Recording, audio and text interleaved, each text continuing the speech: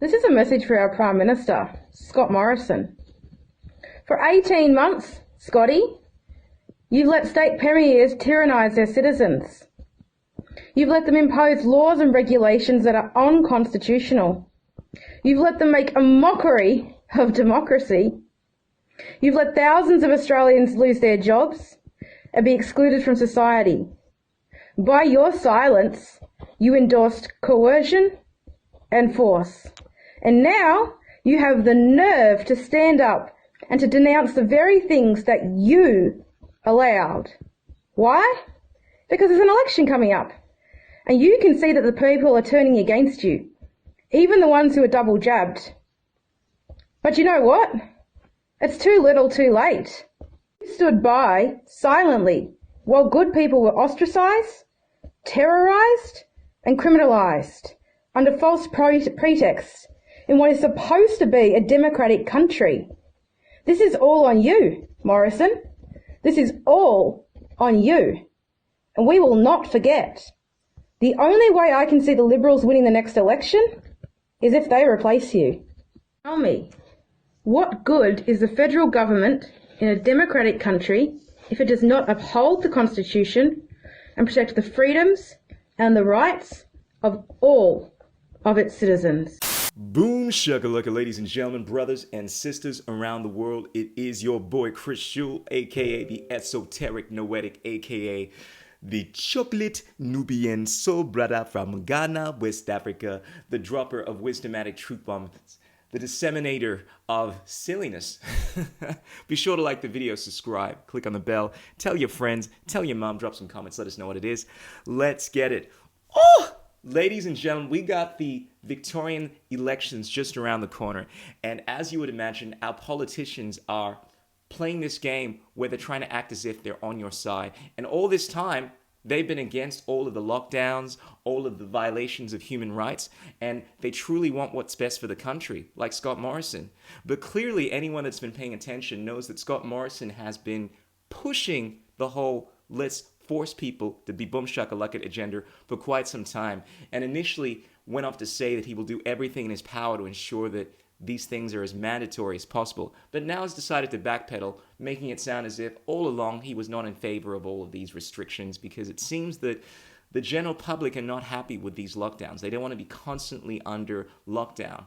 And this is what the Labour and Liberal parties seem to be pushing at the moment. So make no mistake about it, what we're going to be seeing are politicians like Scott Morrison, and most likely even Daniel Andrews, backpedaling and trying to make it sound as if fundamentally they are in favor of what the majority want. They're only doing what they're doing for public health and safety and all this nonsense. And if need be, they will backpedal on their willingness to go ahead with these restrictions. But I would not buy it for 1 second.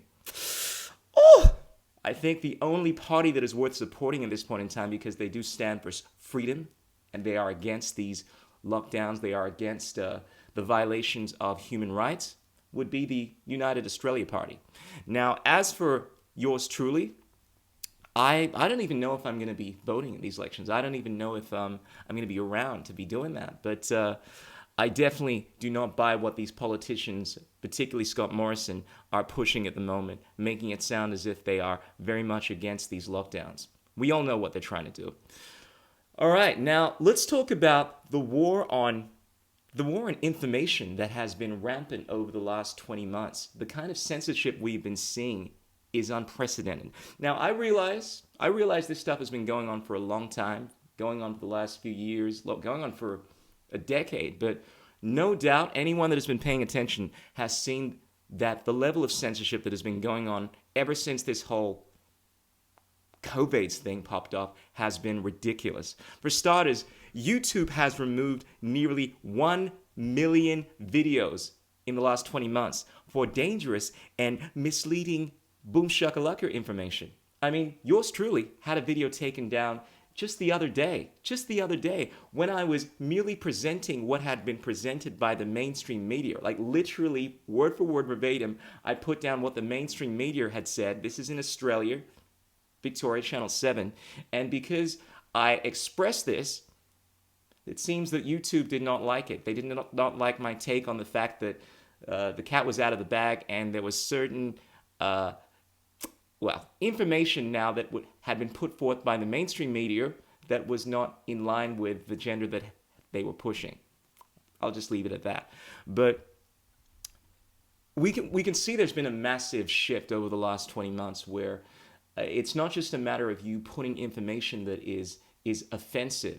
I mean, obviously, if I, for instance, showed a dick pic on YouTube, that would be taken down because a lot of people would be offended at how incredibly large my long schlong is. They would not deem that appropriate content.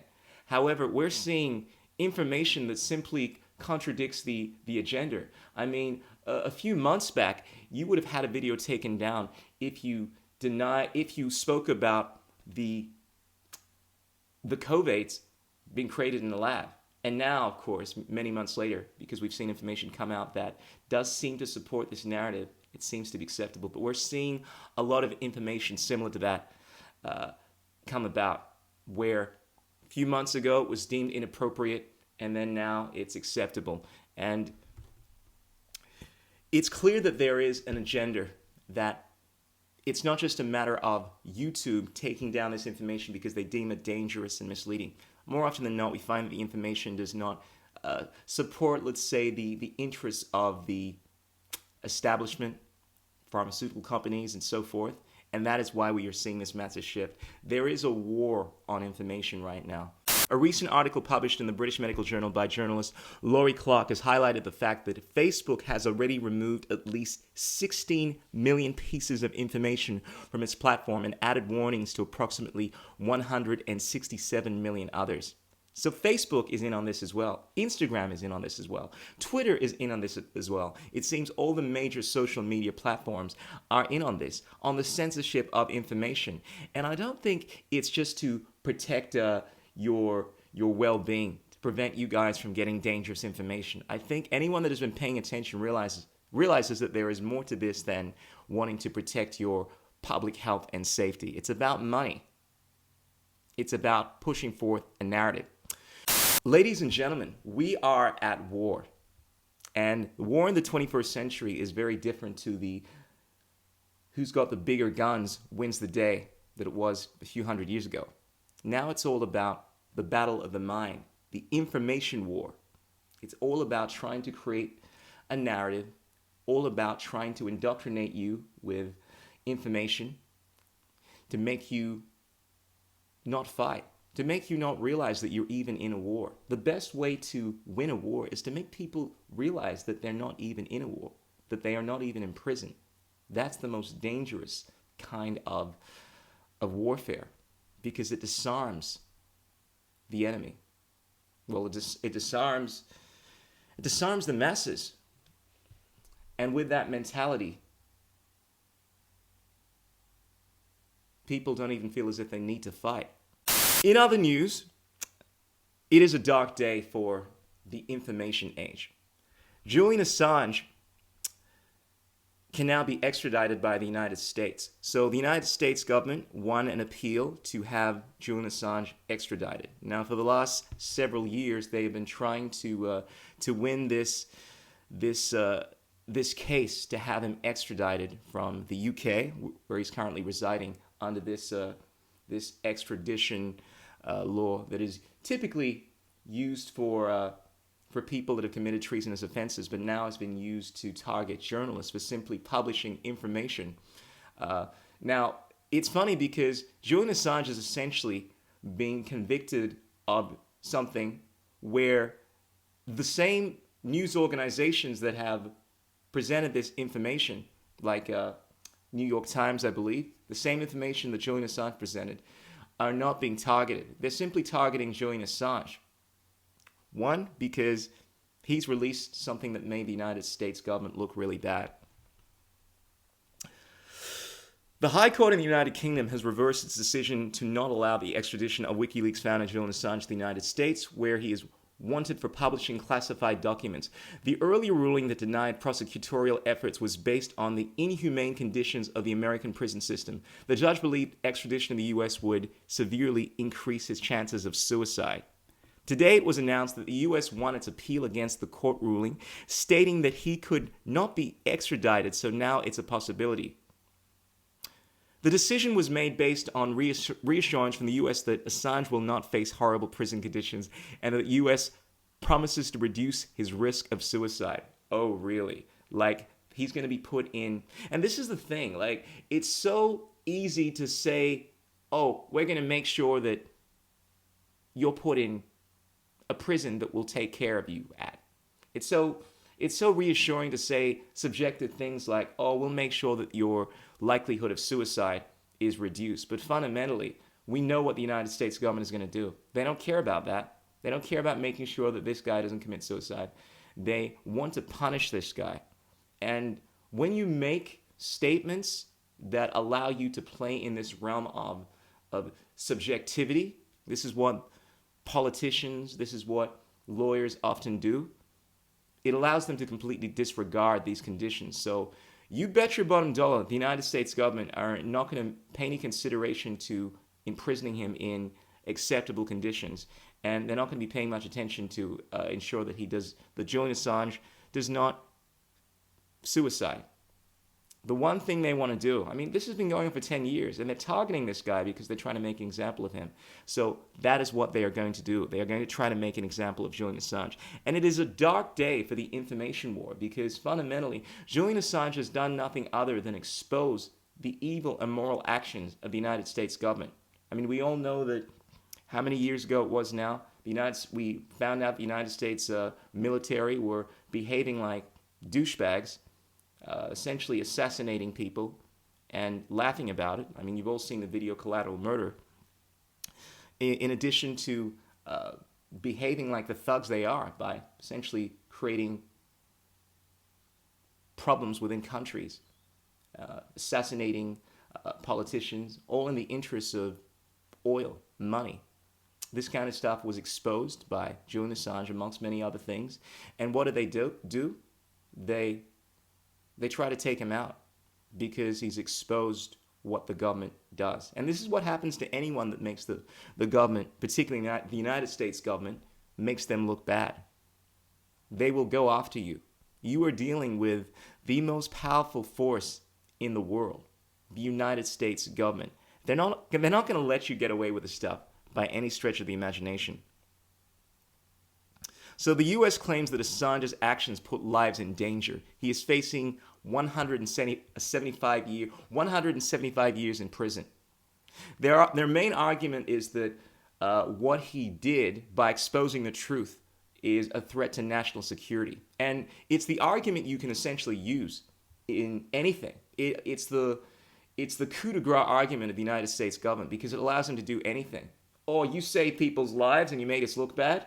Oh, well, it's in the interest of national security that we need to imprison you because by your actions, you're exposing our horrible ways, and that is a threat to our safety. The national security argument is the most philosophically retarded argument, but it is used time and time again because it seems plausible to any person that doesn't understand how this game works. Fundamentally, we are at war. On one side, we have truth, justice, freedom, someone standing for freedom from aggression, someone believing in human rights. And then on the other side, we have the side of the empire, which essentially wants to assert its will on people in the name of public health and well-being, in the name of safety, in the name of national security, that will fundamentally do anything it believes it's necessary in order to ensure the thriving of the empire. And that is the game. That has been the game for thousands of years. The side of truth, justice, liberty, freedom from aggression, human rights, the natural law, and the side of, well, we have to do this. Well, it is in our interest to protect the national security of the United States, and therefore we must imprison Julian Assange. His behavior is unacceptable. Ladies and gentlemen, freaks and geeks, brothers and sisters around the world, let us know what you think. Drop us some comments below. Peace out. Keep it real. Until next time, this is the Chocolate Nubian Soul Brother, a.k.a. the Esoteric Noetic, a.k.a. Crystal. Be sure to buy us a coffee. Be sure to drop us some comments, drop us some donations, drop us those cryptocurrencies, and keep being the change that you want to see in the world. Stand on the river of truth, plant yourself like a tree, and say nay to the tyranny. Signing out, Chris Jewell. Ow!